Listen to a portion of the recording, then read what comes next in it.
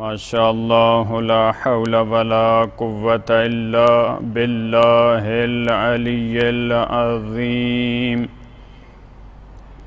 اعوذ باللہ من الشیطان الرجیم بسم اللہ الرحمن الرحیم الحمد للہ رب العالمین والصلاة والسلام على سيدنا ونبينا وشفيع ذنوبنا وطبيب نفوسنا العبد المؤيد والرسول المسدد المصطفى الأمجد حبيب إله العالمين ابی القاسم المصطفى محمد اللہم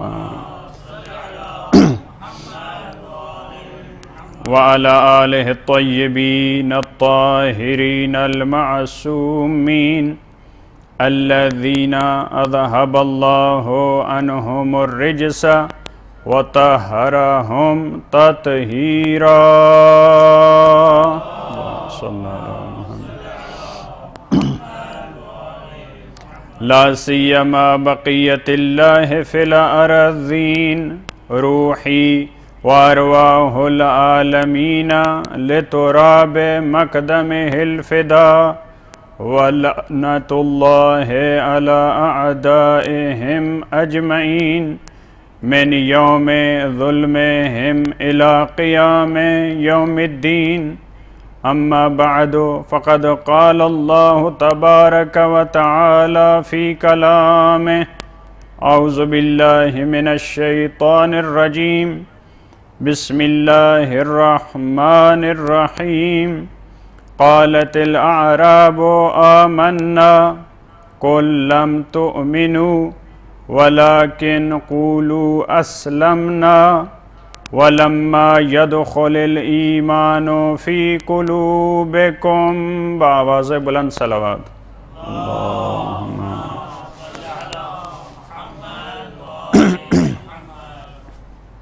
قرآن کی نگاہ میں مومن وہ ہے جو اپنے دردوں دکھوں مشکلات اور سختیوں کا علاج قرآن سے لے۔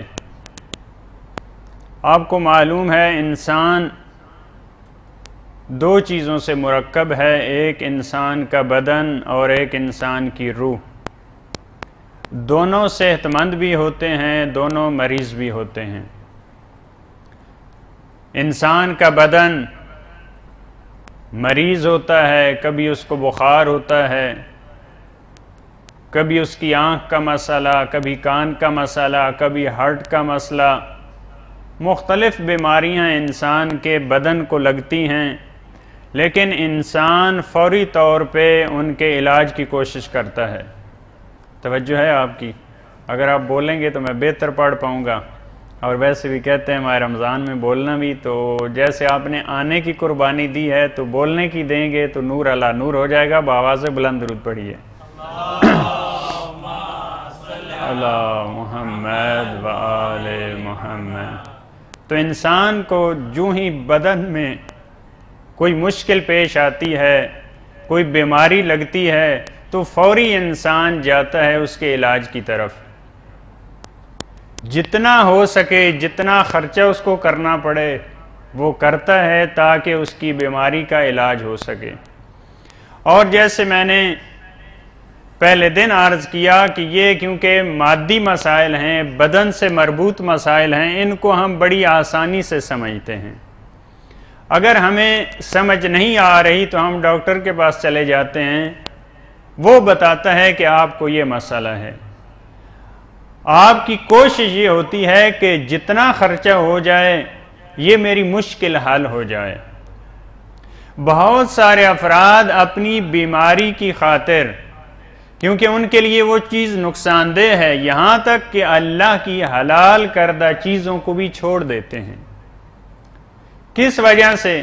کہتے ہیں کیونکہ میرے لیے نقصان دہ ہے، اوائڈ کرتے ہیں اس سے۔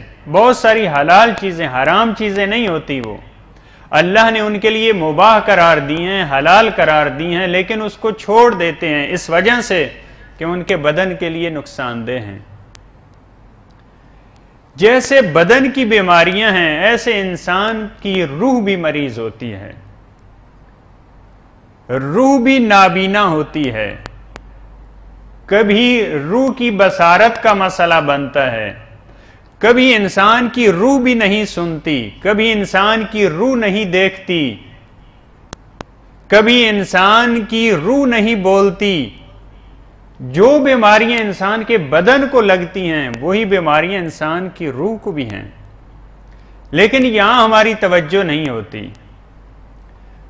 قرآن کریم نے کہا ہے بعض انسان ایسے ہیں لہم قلوب لا یفقہون بہا، ان کے دل ہیں لیکن سوچتے نہیں ہیں۔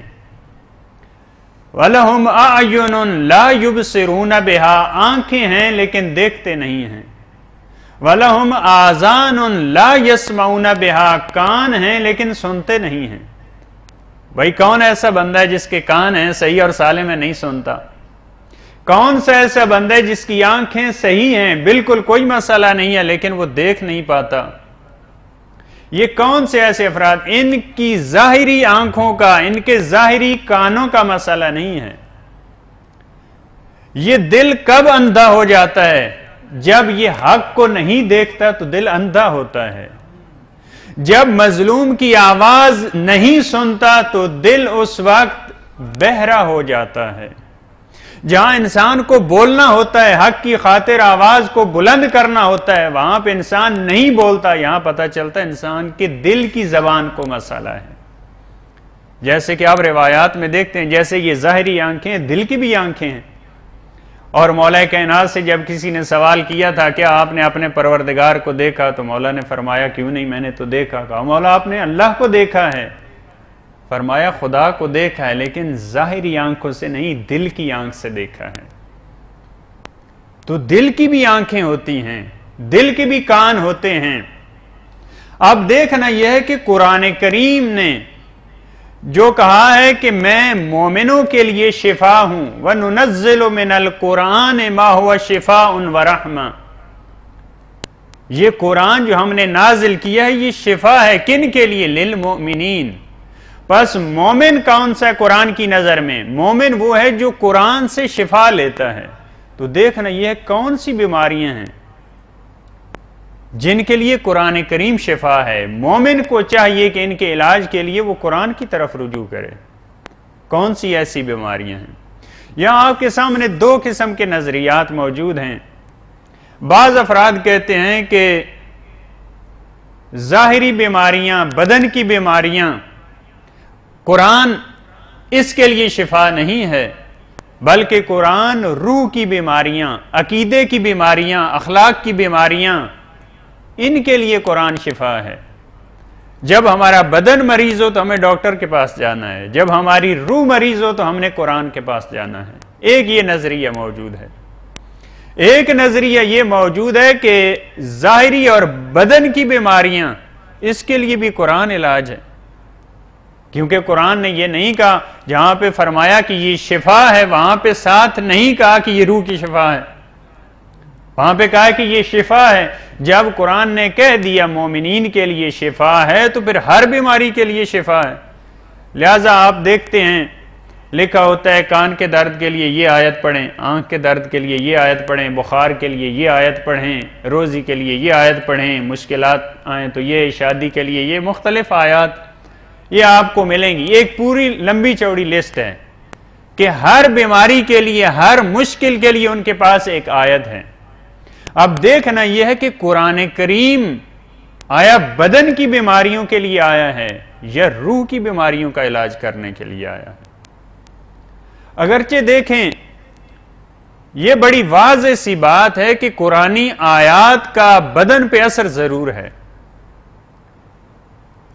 قرآن کا انسان کے بدن پر اثر ضرور ہے۔ آپ کتنے افراد اور کتنی رپورٹ سامنے آئی ہیں کہ فقط قرآن کی تلاوت کی گئی مریضوں پہ، دو گروہ بنائے گئے مریضوں کے، فرض کریں ایک وارڈ میں انہوں نے ساتھ قرآن کی تلاوت ان مریضوں پہ لگا دی، مریض ہیں، ساتھ قرآن کی آواز ناخودآگاہ ان کے ہاں جا رہی ہے، کوئی سمجھ بھی نہیں آتی ان کو. جب انہوں نے دیکھا تو ان کی حالت بہتر تھی جن کے کانوں تک قرآن کریم کی آواز جا رہی تھی. اور یہ بھی ہم نے دیکھا بعض نے جن افراد کو یہ معلوم ہی نہیں کہ یہ اللہ کا کلام ہے، ان کو سنوائی قرآن کریم کی آواز. انہیں کچھ بھی نہیں پتا کہ یہ کیا چیز ہے، کس کا کلام ہے، کون سی زبان ہے. انہوں نے بھی سننے کے بعد یہ کہا کہ اس کے سننے سے ہمیں سکون محسوس ہوا ہے. یہ قرآن کا معجزہ ہے. تو بدن کے لیے، انسان کے جسم کے لیے، ظاہری اور مادی چیزوں کے لیے اس پہ بھی قرآن کے اپنے اثرات ہیں. فقط قرآن ہی نہیں، اذکار کے اپنے اثرات ہیں، ہم اس کا انکار نہیں کر سکتے. جاپانی محقق ایموٹو کے نام سے آپ نے دیکھا ہوگا، جس کی تحقیقات سامنے آئی ہیں، اس نے مختلف اذکار پانی پہ پڑھے ہیں. کہا جب میں نے پانی پاس رکھ کے اچھی چیز کہی تو اس کی پھر تصویر لی. اب خاص طریقے سے وہ تصویر بھی لیتے ہیں. اس کی کہا رنگت اور تھی، میں نے برا بھلا کہا تو پانی کی رنگت اور تھی. یہ عام ذکر کی بات. انہوں نے اپنی موسیقی جو ہوتی ہے وہاں پہ چلتی ہے، فرض کریں وہاں پہ ایک جائز موسیقی ہے اور ایک ناجائز ہے. کہا میں نے جب جائز موسیقی کو چلایا تو پانی کا اور وہاں پہ رنگ و روپ تھا، جب ناجائز موسیقی کو چلایا تو اس کی رنگت صاف نہیں تھی.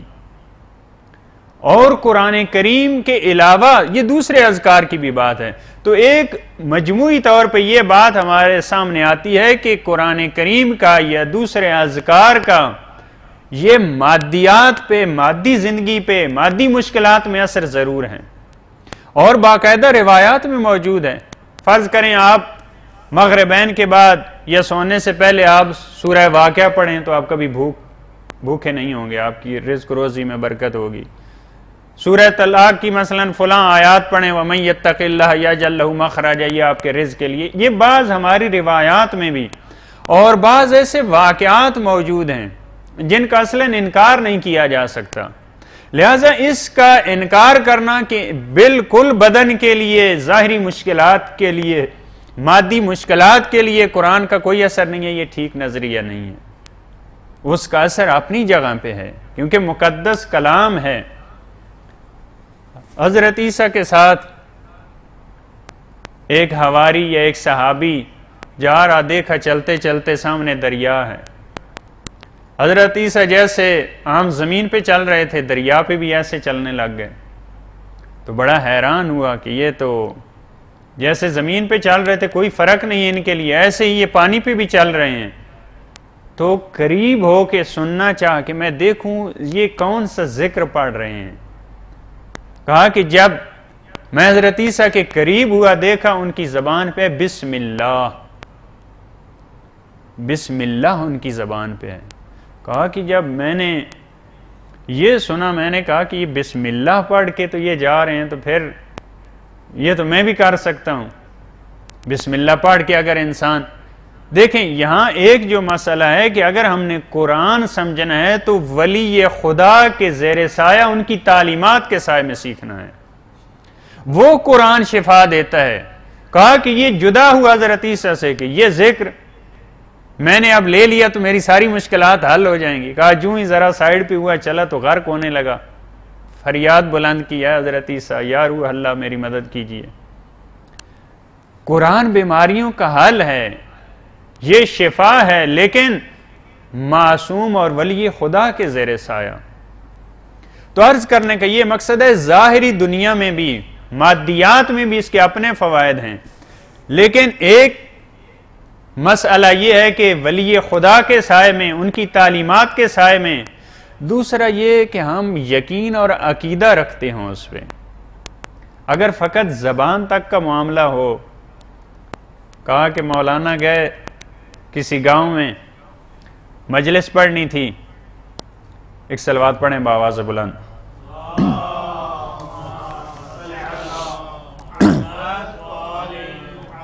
مولانا نے مجلس میں کہا، اب آپ خوش ہوں گے، مولانا اپنے جو ہے وہ فیور میں بات کر رہے ہیں یا پریشان ہوں گے. مولانا نے کہا کہ جب کوئی مشکل آئے تو آپ بسم اللہ الرحمن الرحیم پڑھیں، مشکل حل ہو جاتی ہے۔ ایک دیہاتی وہ بھی مجلس میں آیا ہوا تھا۔ یہ جو سادہ لوگ ہوتے ہیں، جو سنتے ہیں اس پہ عمل کرتے ہیں، کامیاب ترین لوگ یہی ہیں، یہ فلاح یافتہ افراد ہیں۔ جو معصوم کا قول ان تک پہنچتا ہے، جو قرآن کی بات اس پہ عمل کرنا لگ جاتا ہے۔ اس نے سنا کہ میں جو مجلس کے لیے آتا ہوں تو مجھے تو یہ نہر کو عبور کرنا پڑتا ہے اور بہت زیادہ فاصلہ ہے، پل سے اگر آؤں تو آدھی تقریر چلی جاتی ہے مولانا کی۔ تو یہ مولانا نے بڑی اچھی بات بتا دی کہ جو مشکل کام ہو بسم اللہ الرحمن الرحیم پڑھیں اور آپ اس میں کامیاب ہوں گے، وہ کام ہو جائے گا۔ کہا کہ واپسی پہ اس نے کہا کہ یہ پہلا تو آزماتا ہوں، اسی نہر سے پار ہوتا ہوں۔ کہا پڑھا بسم اللہ الرحمن الرحیم، قدم رکھا اور چلا گیا، کیونکہ یقین تھا اس کی بات پہ کہ یہ اللہ کا کلام ہے اور جس نے کہا ہے اس نے بھی صحیح کہا ہے، اس کا پورا یقین ہے، لہٰذا وہ چلا گیا۔ کئی بار آتا جاتا رہا۔ جب آخری مجالس تھیں تو کیونکہ بہت خوش تھا، مولانا کی بات نے اسے اتنا فائدہ دیا تھا، تو کہا ہم بھی تھوڑی مولانا کی خدمت کریں۔ کہا کہ آپ مولانا آج ہمارے یہاں دعوت ہے آپ کی۔ مجلس کے بعد جب جانے لگے، وہاں پہنچے نہر کے کنارے، تو مولانا نے کہا کہ وہ پل کہاں ہے جہاں سے ہم نے گزرنا ہے؟ کہا کہ مولانا پل نہیں ہے، جو آپ نے نسخہ بتایا بس اسی کے سہارے پار ہو جائیں گے، یہاں کوئی مسئلہ نہیں ہے، بس جب سے آپ نے بتایا میں تو اسی بسم اللہ الرحمن الرحیم پہ ہی اس نہر کو عبور کرتا ہوں اور میرے پاؤں تک گیلے نہیں ہوتے۔ کہا کہ وہ تو یقین کی منزل پہ فائز ہے، تیرا یقین ہے، مجھے علم ہے لیکن میں یقین کی منزل پہ نہیں ہوں۔ جو تیرا یقین ہے وہ میرا یقین نہیں ہے۔ اگر میں ادھر پاؤں رکھوں تو میرا پاؤں نیچے چلے جائے گا، کیونکہ مجھ میں یقین نہیں ہے، وہ کیفیت نہیں ہے۔ لہذا قرآن کا اثر، قرآن سے مردے زندہ ہوتے ہیں، قرآن سے مریضوں کو شفا ملتی ہے، قرآن میں اثر ہے، لیکن پڑھنے والے میں بھی تو اثر ہو۔ یہ بدنی امراض کے لیے بھی بہترین علاج ہے، لیکن پڑھنے والے میں بھی تو ہمت ہو، اس میں بھی تو طاقت ہو۔ اگر پڑھنے والی وہ ہستیاں ہوں، معصوم ہستیاں ہوں، تو پھر پہاڑ بھی چلتے ہیں، پھر مردے بھی زندہ ہوتے ہیں، پھر مریضوں کا بھی علاج ہوتا ہے۔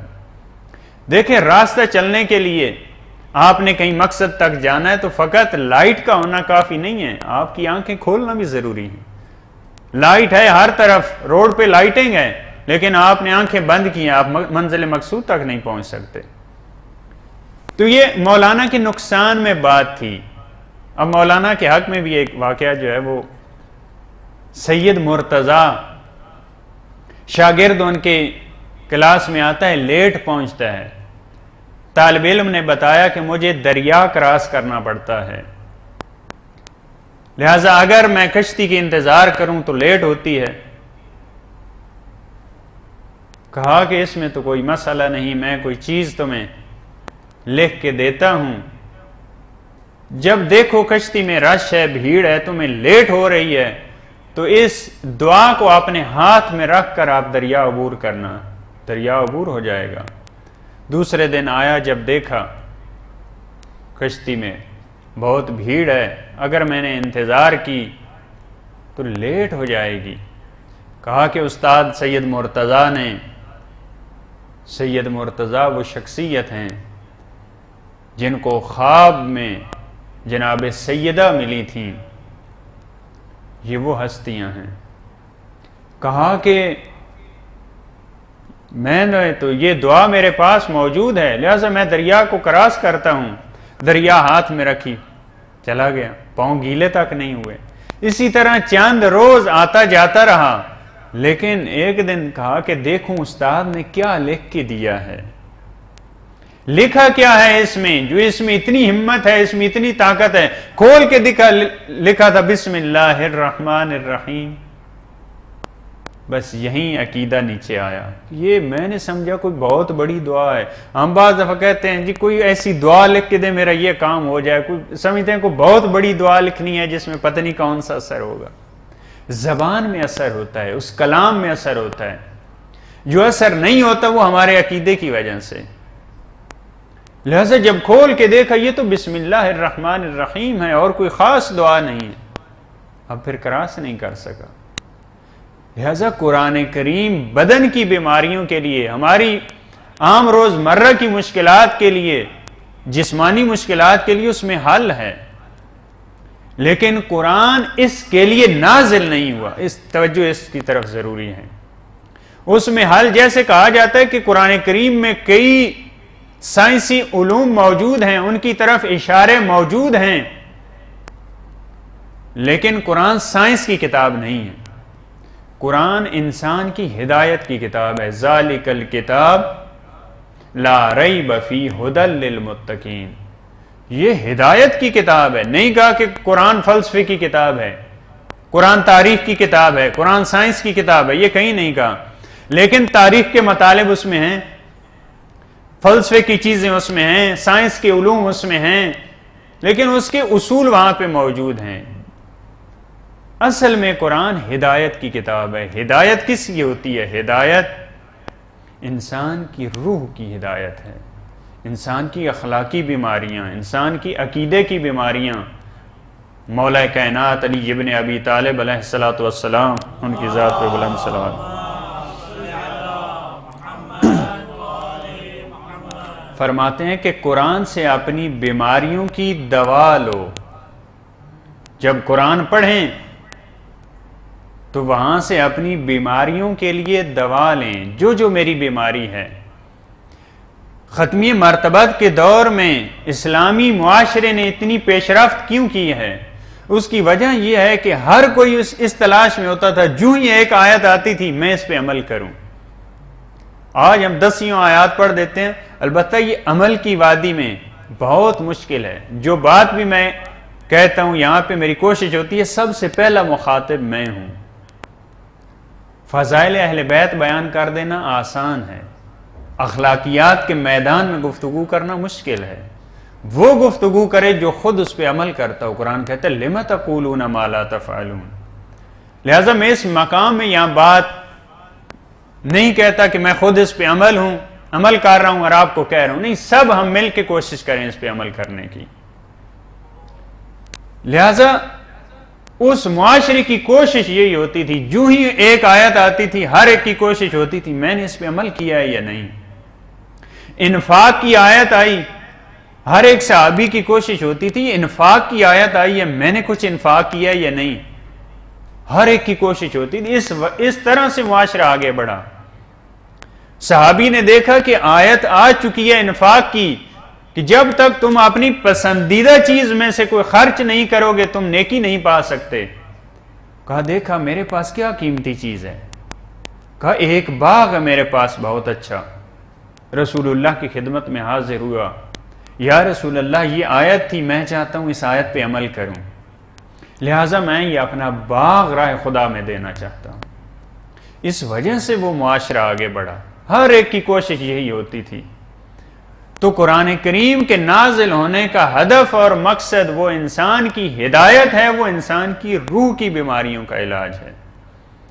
اگرچہ جیسے میں نے عرض کیا کہ بدن کی بیماریاں اس کے لیے بھی اس میں بہت ساری چیزیں موجود ہیں، لیکن کفر کی بیماری، نفاق کی بیماری، حسد کی بیماری، غیبت کی بیماری، باطل طریقوں سے مال کھانے کی بیماری، یہ ساری بیماریاں کس سے دور ہوتی ہیں؟ یہ قرآن کریم سے.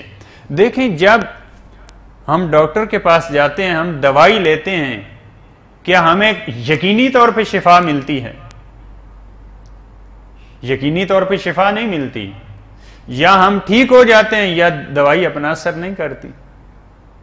لیکن ہم کوشش کرتے ہیں ڈاکٹر کی نصیحت کے مطابق عمل کریں، جیسے اس نے کہا ویسے ہم اس دوائی کو لیں. دن میں 2 بار کہا ہے تو 2 بار، 1 بار کہا ہے تو 1 بار، جتنا اس نے کہا ہے. اور حق بھی یہی بنتا ہے کیونکہ وہ اسپیشلسٹ ہے، وہی جانتا ہے. مادی دنیا میں ان بیماریوں کے علاج کے لیے جب ہم اس پہ عمل کرتے ہیں اس کے نسخے کے مطابق، لیکن پھر بھی کبھی شفا ملتی ہے، کبھی شفا نہیں ملتی۔ قرآن کریم کو مومنین کے لیے پروردگار عالم نے یہ نہیں کہا کہ یہ دوائی ہے مومنین کے لیے، فرمایا یہ شفا ہے، یعنی 100% ہے جو اس پہ عمل کرے گا اس کو شفا ملے گی۔ دوائیاں شفا نہیں ہوتی، دوائی میں شفا ہوتی ہے۔ قرآن کریم کو دوا نہیں کہا قرآن پروردگار عالم نے، فرمایا کہ یہ شفا ہے، یعنی جو اس پہ عمل کرے گا 100% اس کو شفا ملے گی۔ لیکن اس پہ جیسے ہم عام دوائی اور عام ڈاکٹر کے پاس جاتے ہیں، اس کے نسخے کے مطابق ہم عمل کرتے ہیں، تو یہاں بھی پھر دیکھیں ایک سادہ سی بات ہے، نسخہ گھر رکھ لینے سے تو ہمیں آرام نہیں ملتا۔ آپ جتنی مرضی ہے قیمتی میڈیسن لے کے گھر رکھ لیں، کیا آپ ٹھیک ہو جائیں گے؟ نہیں ہوں گے ٹھیک۔ آپ دوائی کرتے رہیں پھر بھی ٹھیک نہیں ہوں گے۔ آپ ڈاکٹر کی نصیحت کے مطابق نہیں لیں گے پھر بھی ٹھیک نہیں ہوں گے۔ قرآن گھر میں رکھ لینے سے انسان کو شفا نہیں ملتی، قرآن خرید لینے سے انسان کو شفا نہیں ملتی، قرآن کرنے سے انسان کو شفا نہیں ملتی، قرآن پڑھنے سے انسان کو شفا نہیں ملتی، قرآن پہ عمل کرنے میں شفا ہے۔ جب ہم عمل کریں گے وہاں ہمیں ظاہری سی بات ہے، وہاں ہر ایک انسان کو یہ معلوم ہے کہ جب تک ہم اس کے نسخے پہ عمل نہیں کریں گے ہمیں شفا نہیں ملے گی۔ تو جب قرآن کریم کو خداوند عالم نے شفا کہا ہے تو کیا اس کے قرآن کرنے سے، گھر میں رکھ لینے سے شفا ملے گی؟ کیا مردوں پھر وہ آ جاتی ہے بات، اس کے اپنے اثرات ضرور ہیں، مردوں کے لیے بہت فائدہ مند ہے قرآن کریم، یہ ہماری مسلم روایات ہیں، ان کا انکار نہیں ہے۔ ان کے لیے جو اذکار پڑھے جاتے ہیں، جو ان کے لیے قرآن کریم کی تلاوت کی جاتی ہے، جو دنیا سے چلے گئے ہیں ان کو اس کا فائدہ ہوتا ہے، لیکن کیا زندوں کے لیے قرآن نہیں ہے؟ بہت سارے افراد زندگی کے 50 60 سال 70 سال گزر جاتے ہیں، ایک بار بھی قرآن کو نہیں دیکھا ہوتا۔ دیکھنے سے مراد کہ قرآن کہہ کیا رہا ہے، قرآن کیا؟ رسول اللہ کے بارے میں روایت، کان خلقہ القرآن، رسول اللہ کا اخلاق پورا قرآن تھا، مجسم ہے قرآن۔ ہم نے 50 سال 60 سال گزار دیے، ایک بار بھی ہم نے نہیں دیکھا کہ میرا پروردگار مجھ سے کیا چاہ رہا ہے، میرا پروردگار مجھ سے کیا چاہ رہا ہے۔ کردار کا مومن، گفتار کا مومن، اعمال کا مومن، سرحد کا ہے کوئی بنگال کا مومن جو لیکن ڈھونڈے سے بھی ملتا نہیں قرآن کا مومن۔ مومن بہت سارے ہیں، کوئی کہتا ہے میں فلاں کا مومن ہوں، میں فلاں کا مومن ہوں، لیکن کردار میں وہ مومن ہو، گفتار میں مومن ہو، اعمال میں مومن ہو، ایسے کوئی نہیں۔ اور علامہ اقبال تو کہتے ہیں پڑھتا نہیں ایسے کسی جنجال میں مومن، ان میں جانے کی کیا ضرورت ہے؟ جب میں نام کا مومن ہوں میرے لیے یہی کافی ہے، اب میں ضروری عمل کروں یہ تو بہت مشکل مرحلہ ہے۔ لہذا بہت سارے افراد بے چین ہوتے ہیں، بے قرار ہوتے ہیں، جب ان کے لیے کوئی لیٹر آتا ہے، اپنے میسج آتا ہے بیٹے کی طرف سے، بیٹی کی طرف سے، رشتہ دار کی طرف سے، انتظار نہیں کرتے، سونے کا ٹائم ہے کہتے ہیں پڑھ کے سو جاتے ہیں۔ میسج بہت لمبا ہے یا کال آ گئی ہے، میسج کی بات نہیں کرتے، ممکن ہے آدھا گھنٹہ لگ جائے اس میں، لیکن ہم کوشش کرتے ہیں سن لیں، ہم لذت محسوس کرتے ہیں، سکون، بیٹے کی کال ہے، بیٹی کی کال ہے، ہمارے پاس ٹائم نہیں ہے، ہمارے سونے کا وقت ہے، لیکن ہم بڑی آسانی سے سنتے ہیں۔ لیکن کیا قرآن کریم کے بارے میں بھی ہم ایسے ہیں؟ یہ بیٹے کا میسج نہیں ہے، یہ باپ کا میسج نہیں ہے، یہ ہمارے خالق کا میسج ہے، یہ ہمارے لیے اس نے بھیجا ہے۔ رسول اللہ کی یہ ذمہ داری تھی، لِتُبَيِّنَ لِلنَّاسِ مَا نُزِّلَ إِلَيْهِمْ، آپ نے اس کی وضاحت کرنی ہے، اس کتاب کی تفسیر کرنی ہے، کس کے لیے یہ مَا نُزِّلَ إِلَيْهِمْ، جو ان کے لیے نازل ہوا ہے۔ ہم سب کے لیے نازل ہوا ہے. مختلف طریقوں سے، مختلف بہانوں سے کوشش کی جاتی ہے جی ہمیں تو سمجھ نہیں آتی قرآن کی، جی کوئی ترجمہ کوئی کہہ رہا ہے، کوئی کہہ رہا ہے. بھائی آپ عمل کی نیت سے، اپنی بیماریوں کے حل کی نیت سے اللہ کے پیغام کو مد نظر رکھ کے پڑھیں آپ کی بیماریوں کا حل ہے یا نہیں، آپ کی مشکلات کا حل ہے یا نہیں. آپ ترجموں کے اختلاف کو کیا کرتے ہیں؟ آپ، میں نے بعض سے کہا، کہتے ہیں بہت ترجمے میں اختلاف ہے جی، کوئی کچھ کہہ رہا ہے. میں نے کہا کتنے فیصد اختلاف ہے؟ 90 سے 95% ایک ہی چیز ہے. ترجمے کی حد تک کوئی مشکل نہیں ہے. لہذا یہ ہمارے مختلف بہانے ہوتے ہیں. قرآن کریم خدا کا پیغام ہے. قرآن کریم نے کہا ہے کیا تم اس کلام سے، اس حدیث سے روگردانی کرتے ہو، بے اعتنائی کرتے ہو؟ افبہذا الحدیث انتم مدہنون، کیا اتنی پیاری کتاب اور خالق کا کلام، اس سے مدہنون، اس سے بے اعتنائی کرتے ہو، اس پہ تمہاری کوئی توجہ نہیں ہے؟ باقی کتابیں ایسے افراد موجود ہیں، شعر کی کتنی کتابیں انہوں نے پڑھ دیں، تاریخ کی کتنی بکس انہوں نے مطالعہ کر دیا، لیکن قرآن کریم ایک بار اسی میں ہم لگے رہے. مختلف قسم کی یہ فضائیں بنائی جاتی ہیں کہ اس میں کچھ سمجھ نہیں آتی یہ کیا ہے، بالکل سمجھ آتی ہے، بالکل قرآن واضح ہے. ایت اللہ جوادی عاملی فرماتے ہیں قرآن نور ہے. جب خداوند عالم نے کہا ہے کہ یہ قرآن نور ہے، نور خود بھی واضح ہوتا ہے، دوسروں کو بھی واضح کرتا ہے. اور ہم اگر یہ کہنا چاہیں کہ قرآن تو واضح نہیں ہے، قرآن کی ہمیں سمجھ نہیں آتی، قرآن کو جب یہ کہا کہ یہ نور ہے تو بالکل روشن ہے. اور امام خمینی رحمۃ اللہ علیہ کا یہ کہنا ہے کہ قرآن ہر انسان کی فہم کے مطابق ہے. کوئی ان پڑھ اگر ہو وہ قرآن کو دیکھ، اس کو قرآن کی آیات سنائیں تو وہ بھی اس سے لیتا ہے، اس کے لیے بھی وہ دسترخوان ہے. اگر کوئی پڑھا لکھا ہے، کوئی فلاسفر ہے، کوئی سائنسدان ہے، کوئی عالم دین ہے، اس کے لیے بھی قرآن کریم ایسے ہی ہے. پروردگار عالم نے کوئی ایسی مشکل کتاب، وَلَقَدْ يَسَّرْنَا الْقُرْآنَ لِلذِّكْرِ فَهَلْ مِن مُدَّكِرٍ، یہ بعض علماء نے فرمایا یہ قرآن کا استغاثہ ہے. جیسے مظلوم کربلا نے کربلا میں استغاثہ دیا، حل من ناصر ینصرنا، قرآن یہ استغاثہ دے رہا ہے. وَلَقَدْ يَسَّرْنَا الْقُرْآنَ لِلذِّكْرِ فَهَلْ مِن مُدَّكِرٍ، کوئی ہے فکر کرنے والا، کوئی ہے غور کرنے والا؟ ہم نے تمہاری یادآوری کے لیے، یاد دہانی کے لیے، تمہارے سمجھنے کے لیے قرآن کو ہم نے آسان کر دیا.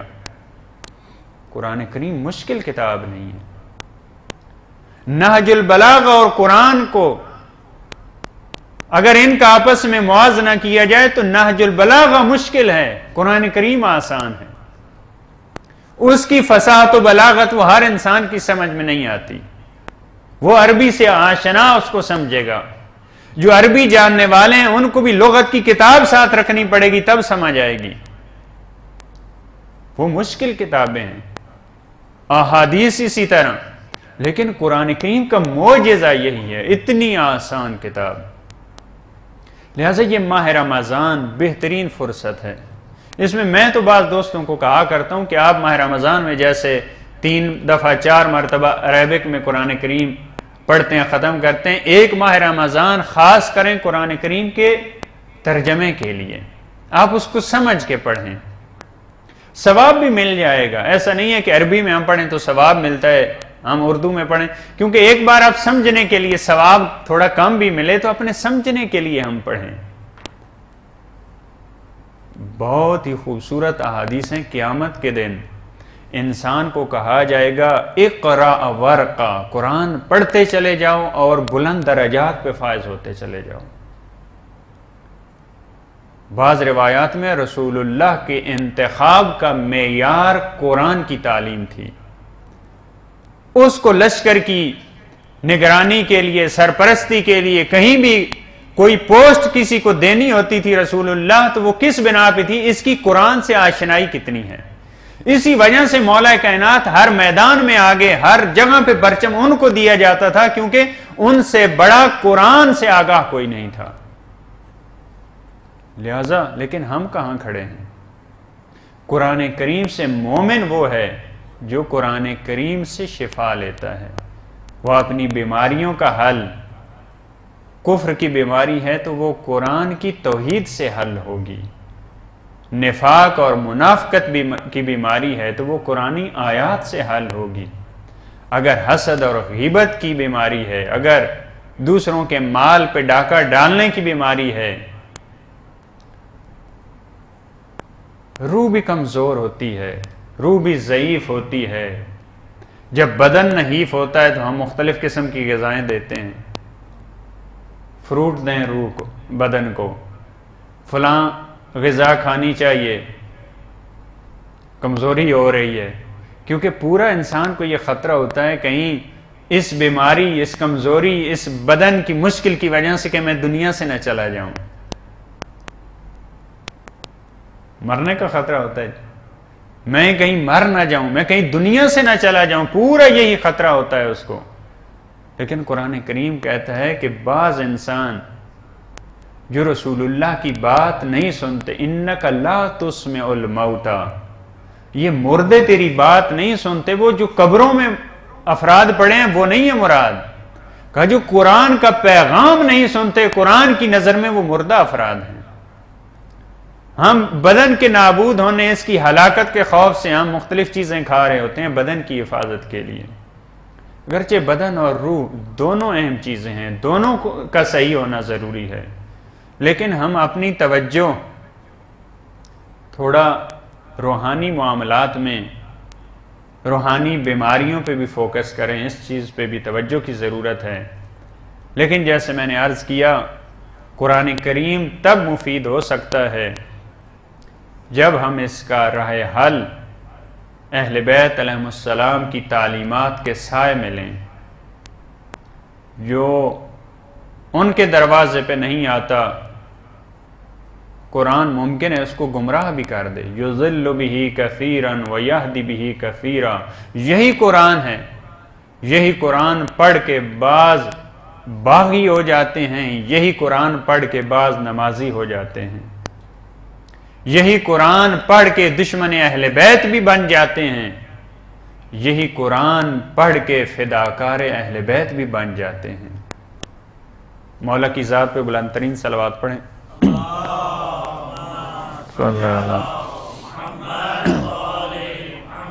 مولا کائنات کمیل کے ساتھ کوفہ کی گلی سے گزر رہے ہیں، ایک قاری قرآن کی آواز کمیل کے کانوں پہ پڑی، بہت ہی غمگین محزون لہجہ، کمیل کے قدم رک گئے، اتنی خوبصورت آواز، امن ہوا قانتٌ آناء اللیل، رات کی تاریکی میں قرآن کی تلاوت۔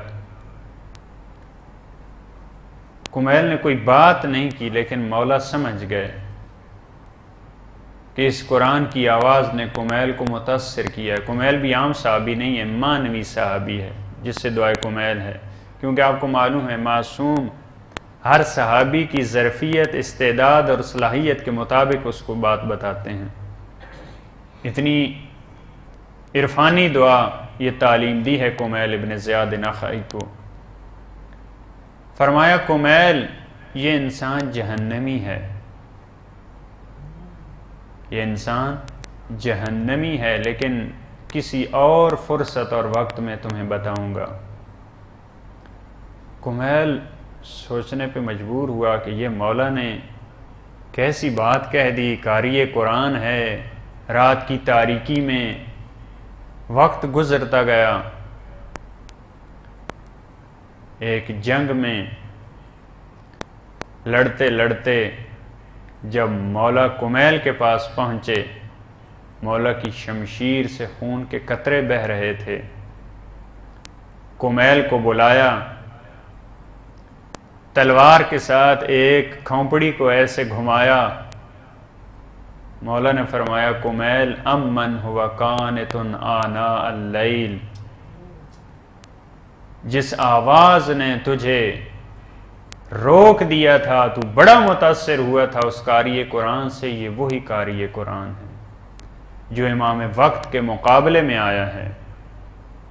لہذا قرآن کی تعلیمات اگر اہل بیت علیہم السلام کی تعلیمات کے سائے میں نہ ہوں تو پھر بھی انسان کی ہدایت مشکل ہے۔ جنہوں نے قرآن کریم اہل بیت کی تعلیمات سے ہٹ کر لیا وہ امام مجتبیٰ کے جنازے کو روکنے کے لیے آ گئے۔ آج شب دوم میں ماہ مبارک رمضان ہے،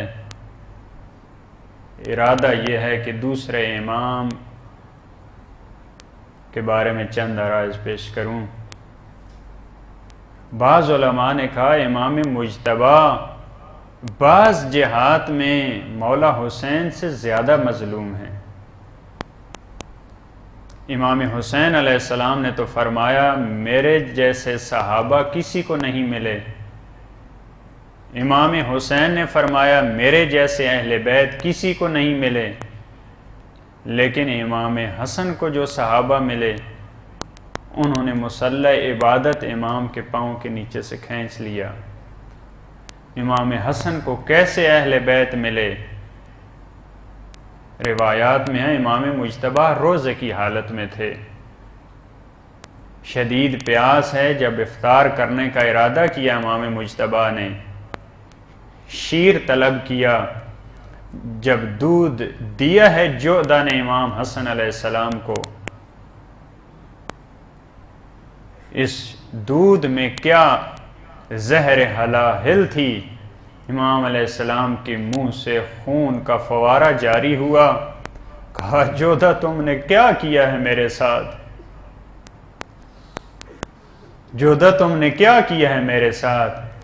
جلدی سے جناب زینب کبریٰ کو بلایا گیا، جلدی سے مظلوم کربلا کو بلایا گیا۔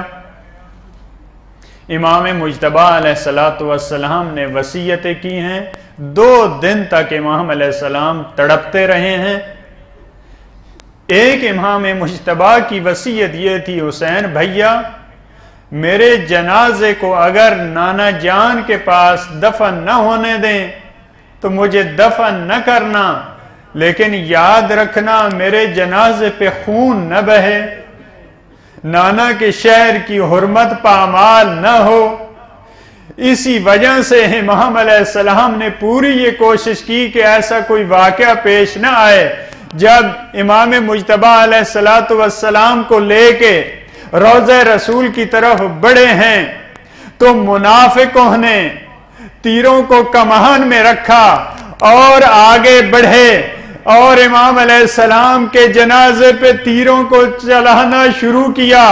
محدث قمی نے لکھا 70 تیر امام مجتبیٰ کے جنازے پہ آئے، میں کیسے برداشت کیا؟ میں عرض کرتا ہوں اے مولا حسین اب آپ بھی موجود ہیں، جناب عباس بھی موجود ہیں، مجھے نہیں معلوم اگر امام مجتبیٰ کی وصیت نہ ہوتی تو آج مدینہ کی سرزمین خون سے رنگین ہو جاتی، لیکن یہ اہل بیت کا صبر کرنا یہ بہت بڑا صبر تھا۔ امام حسین علیہ السلام نے امام مجتبیٰ کے جنازے سے تیروں کو کھینچا، لیکن میں آپ سے پوچھتا ہوں کربلا میں جب یہی تیر مظلوم کربلا کے بدن میں لگ رہے تھے، مولا حسین آج آپ مدینہ میں تو تیر نکال رہے ہیں، لیکن کربلا میں لا یوم کا یوم کا یا ابا عبداللہ ایک تیر جب سینہ اقدس میں لگا کوئی اور نکالنے والا نہیں تھا۔ مولا نے کوشش کی نکالنے کی لیکن تیر نہ نکلا، مولا نے ہاتھ پشت کی طرف کیا، تیر کو پشت کی طرف سے نکالا، خون کا فوارہ جاری ہوا۔ بسم اللہ وباللہ وعلی ملت رسول اللہ، الا لعنت اللہ علی القوم الظالمین وَسَيَعْلَمُ الَّذِينَ ظَلَمُوا أَيَّ مُنْقَلَبٍ يَنْقَلِبُونَ